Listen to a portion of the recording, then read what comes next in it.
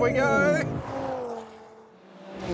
Hi, I'm Alex, and boy, do we have a doozy of a drag race for you today. We've got two really quick cars from Germany, and just like our last drag race video between the GR Yaris and the Honda Civic Type R, which you can watch by clicking that pop-out banner up there, we're going to split this video into sections, and the time codes for that are just here if you want to jump ahead, and they're also in the description below. Now, we're going to be shooting a lot more of these drag race videos this year, so if you like what you see, make sure you give us a like and hit subscribe. Plus, we want you to jump into the comments below to tell us what cars you want to see us put head to head. All right, let's get into it because this is going to be close. Now, you might think that the M850i is a bit of an odd pairing given that that Audi is a fully blown RS model and that BMW also has the M8 as the flagship of its 8 Series range. But actually, in price and performance, this car is a more logical match. Now, both of these cars have twin-turbo V8s, they're all-wheel drive, and their 0 to 100 claims are within a tenth of each other at just over 3.5 seconds, which should make the drag race nice and interesting. Now, this BMW costs $280,900, and its 4.4 litre V8 produces 390 kilowatts and 740 Newton meters, which is sent through an 8-speed automatic gearbox. Now, neither of these cars is what you would call light, but the BMW is the less heavy of the two at 1,890 kilos, which is about 175 kilograms less than you get in the Audi. But not everything is stacked in the BMW's favour. It's the more expensive of this pair by a sizable $57,000, and it actually has 50 kilowatts and 40 Newton meters less than you get in the Audi.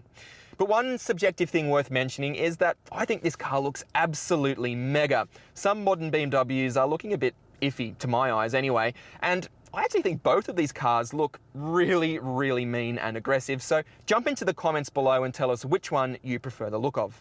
Both of these cars do have launch control systems, although hard-earned experience tells me that in rear-drive BMWs, all that does is give you heaps of wheel spin, so it's going to be interesting to see how it performs with all-wheel drive. Now, to activate it, you've got to put the car in drive, obviously. Push the traction control button, a little traction thing will pop up on the dashboard. Put the gear lever over into sport, left foot hard on the brake, flatten the throttle, launch control active, go! Whoa! Oh, wow, that is forceful acceleration.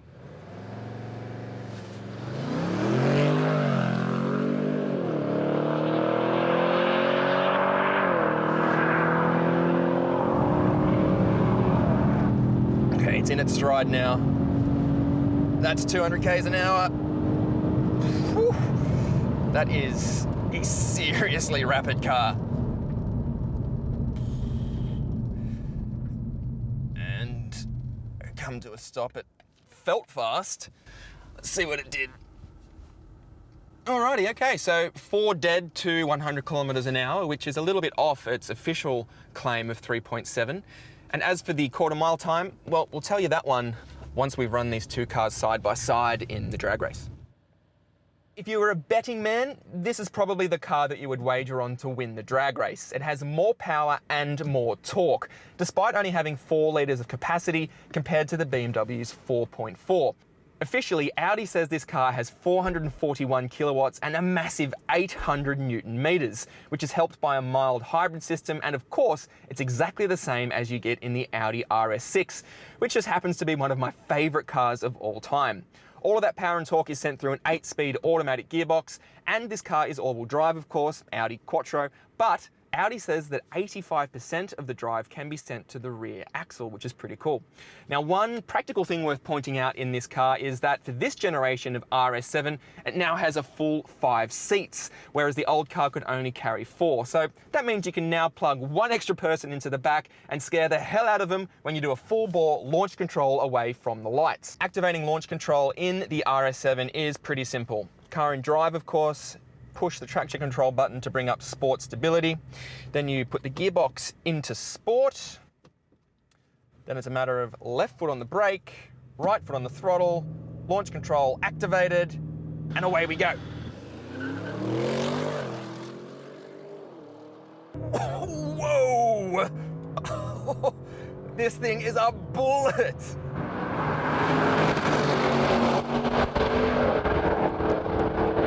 Oh, it's like an electric car, that acceleration. And that is the quarter done. Woo. And hard on the brakes. Oh, she moves around a little bit. Wow. Whew. Okay, let's see what that was. 0 to 100 kilometers an hour in 3.5 seconds, so it's actually beaten its claim. It's going to be so close with that BMW. I don't know what's going to win.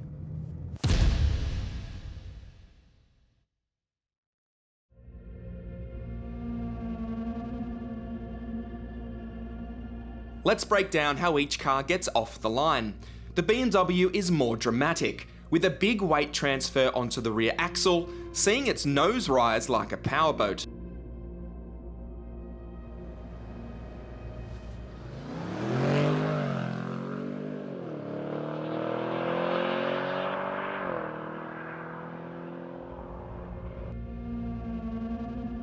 The Audi just grips and goes. Its launch control system holds the car at just over 2,000 RPM. And with the full 800 Newton meters available from just 1,750, the RS7's launch might look unflustered, but it's faster against the clock.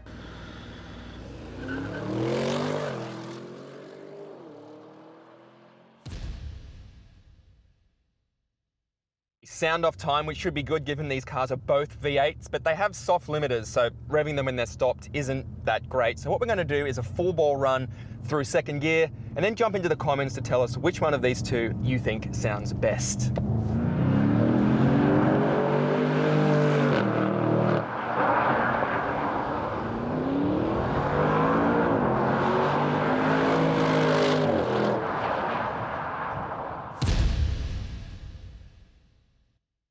Time for the drag race, and while the Audi might be the slightly quicker car to 100 k's an hour, there's no guarantee that that advantage is going to stay over the quarter mile.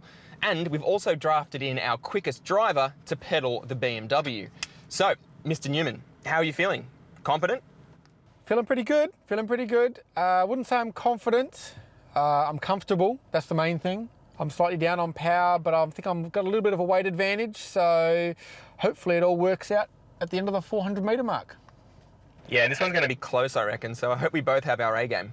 It's going to be interesting. I think it's, you know, as much as I'd love to say it's all about the driver, I think it's probably going to be down to the clever boffins at their respective manufacturers on how they get the power to the ground. Enough talk, let's get to it.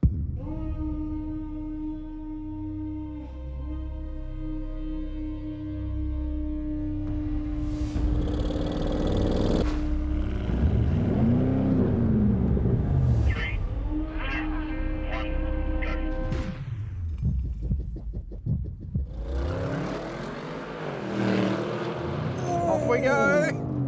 Good launch, but the RS7's in front.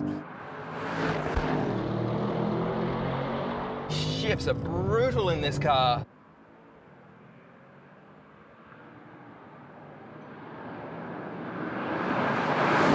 Just inching away. Clear advantage to the Audi, and I'll take that. That is a win for Ingolstadt. This thing doesn't hang around for a big barge, but that was only one result. Ooh, that felt like a pretty close launch. I know, I feel like I got off the line well then. Like, I feel like the reaction time was pretty good, and it gave me hope. It gave me false hope. And then from then on, as I said to the camera just then, you don't need a photo finish for that one. No, head and shoulders for the Audi, clear winner. It's quite close though, like the Audi just pulls inexorably away. It's just, you know, it's almost like, it's close enough that it gives me hope. I'm like, oh, maybe I can catch it, but then the gap just continues to just build. Race 2. 3, 2, 1, go. Oh, he got a better start than I did, but... Oh, I've got him off the line this time. Look at this. We've got an advantage. Oh, it is so close, but I've got my nose ahead. No!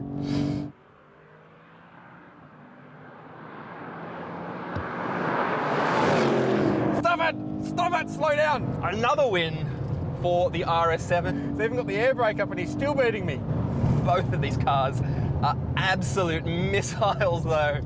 Wow. Man, these things both get to 200 pretty quick for big barges. You know, 2 tons each. I reckon I gave you a pretty cheeky head start there, mate, but I still managed to reel you in. I know, I thought I was all over that one. I thought this is my time to shine, but no. Yeah, that was a good one, but you ran me down. Yep, me doing the best to let the Audi down, but you can't hold this thing back. My car still sounds better though. No, it doesn't. Okay, so that's 2 wins for the Audi. Third run, how about we try something different? We both just sit on the line in comfort mode, and then when they count us down, we just flatten the throttle, so no launch control this time. The real world traffic light Grand Prix, I like it. Some guy rocks up in his RS7 thinking he's all cool, wants a race. Don't know if you can hear that as well, but the ba-ba-ba-ba-ba-ba of the notes are kind of similar. This is a little bit more deeper and more aggressive. All right, so don't you cheat and put it in launch control. I'm going to go now into comfort mode. Yes. All right. I am in comfort, my friend. No launch control here. I've even got the air conditioning on. So have I. 3, 2, 1, go. Oh, we're off. He's got a head start on me. Maybe he gets off the line better. Hello. This is really close. Wow. This is much closer. Oh. Another win for the Audi. Well. It's just the quicker of the two. Wow. That was interesting. The Beamer had better pickup, better response off the line, but this car, once it gets into its stride, there's no beating it. BMW shot off the mark. Oh man, I thought you had me that time. That was very interesting. Should we almost run that one again to see if, I don't know if I jumped the gun. I don't feel like I did, but it just shot off the line. No, I don't think you did. I had a massive delay when I floored the throttle. It felt like an eternity for the car to register what I wanted it to do. Very interesting. That was worthwhile then. That was much closer. And even on the run, the Audi didn't seem to have quite the same advantage. I don't know. Maybe that's not the case. Yeah, but when it's all said and done, I did run you down and beat you once again. Yeah, but you know, it's not about the result, Alex. It's about the journey. That's loser talk if I've ever heard it. So it's been a pretty convincing win for the Audi so far, but now we're going to do a rolling race. Both of us are going to get up to 50 k's an hour, get a countdown from 3, 2, 1, and when we're in comfort mode, flatten the throttle and see who wins. Then we'll give it a crack in max attack, see if that changes the result.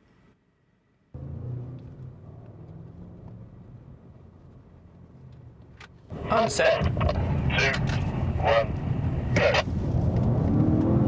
Off we go again. Oh, BMW definitely responded faster, but now the Audi is neck and neck. Oh, now it's just under edge again as we get above 175. Oh, man. Hard on the brakes. That was really close. The BMW has better response on the roll, I reckon, but this thing just still has the legs to gap it.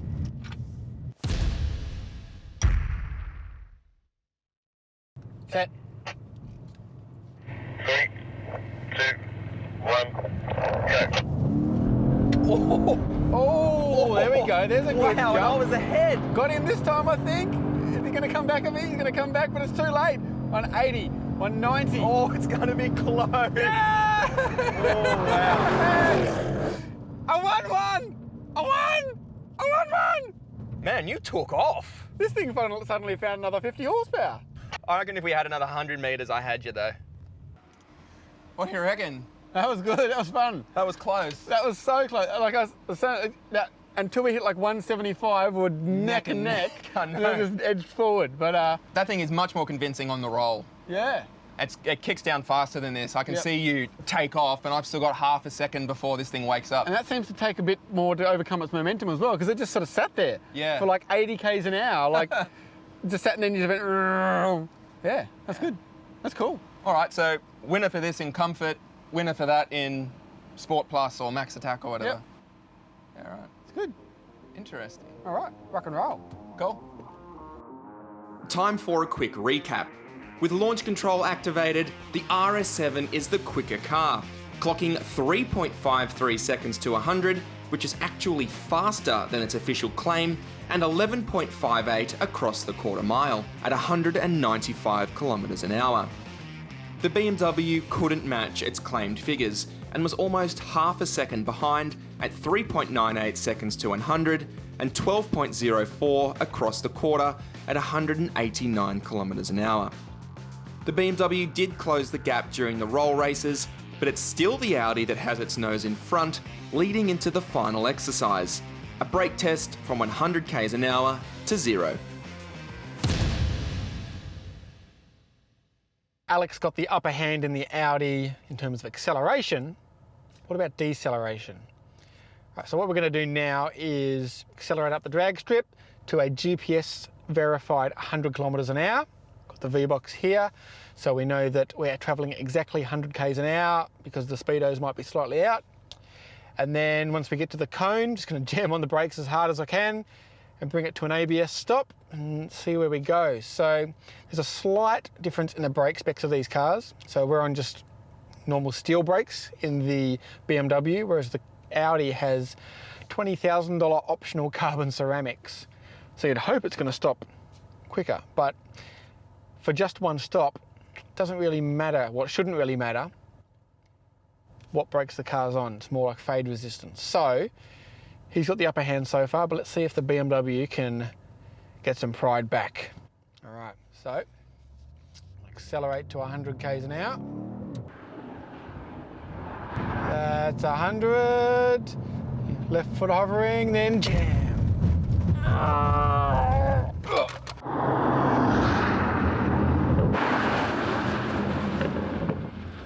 Full ABS, blinkers are going. All right, let's put a cone out and see what Alex can do.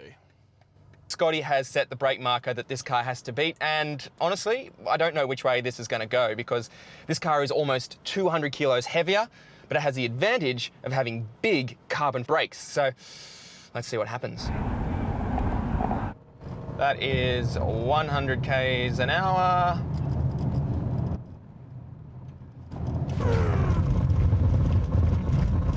Oh, wow. So that pulled up in 33.8 meters, which, well, it looks to be exactly the same, is a meter shorter than what the BMW did. So that's another win for the Audi. And that means that this car isn't only cheaper and faster, but it stops better as well if you pay $20,000 for carbon ceramics. So make sure you jump into the comments below to let us know what cars you'd like to see us race next time. And if you like this video, hit that like button.